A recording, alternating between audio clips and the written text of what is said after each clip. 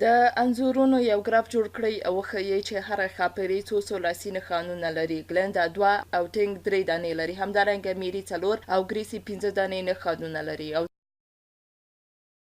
زموږ په دې ګراف کې د لاس نښان هر یو انځور یو لاسي نښان څخه ښکارندویي کوي، یعنی د یو سره مساوي دی، یعنی یو د لاس نښان. ښه نو ګلنده 2 لري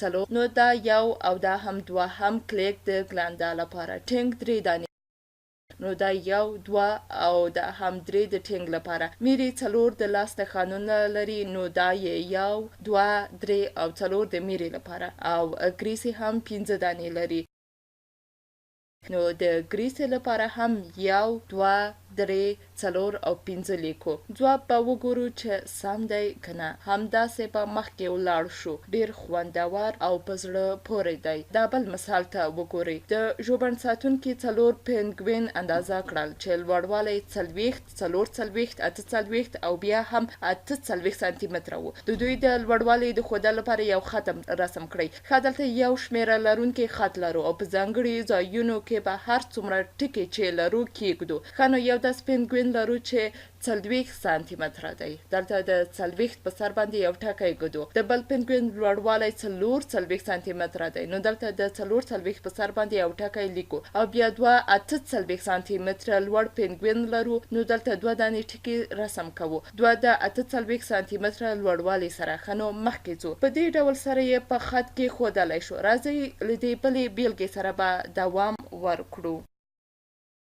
په تاقچه کې 5 کتابونه دي. د هر یو لوړوالی 20 14 18 22 او 15 سانتي متره دی. د دې کتابونو د لوړوالي لپاره یو بیانګر ختم رسم کړئ. ښه، نو وګورئ دلته یو کتاب دی چې لوړوالی 20 سانتي متره دی، او دلته بل کتاب دی چې لوړوالی 14 سانتي متره دی، او دا بل 18 سانتي متره دی، او دا بل هم 20 سانتي متره دی. نو موږ 2 داسې کتابونه لرو چې لوړوالی 20 سانتي متره دی. دا یو او دا هم 2، او بیا یو بل د 15 سانتي متره په لوړوالي سره. ښه، نو په دې ډول سره مو د یو خط په وسیله وښودل. په یاد ولرئ چې موږ په هر یو نمودار خط کې دا شمیرو چې د هر لوړوالي په اندازه څو کتابونه لرو. وګورئ 2 دانې 20 سانتي متره لوړ کتابونه لرو، یو 15 او یو په 14 او همدارنګه یو په 18 کې لرو. راځئ یو بل مثال به هم کار وکړو. رابین هوډ 4 غشي اندازه کړي دي چې اوږدوالی په ترتیب سره 26 23 او 15 سانتي متره و. د دې غشو اوږدوالی د یو خط په مرسته وښیئ. موږ 2 داسې غشي درلودل چې 26 سانتي متره اوږد و. 26 سانتي متره اوږد و. دلته د عددونو په خط د 26 په سر باندې 2 ټکي ږدو. یو بل داسې غشی لرو چې اوږدوالی 23 سانتي متره دی، نو ځکه دلته یو ټکی ږدو. او بیا یو بل لرو چې 25 سانتي متره اوږد دی، نو دلته به هم یو ټکی کیږدو.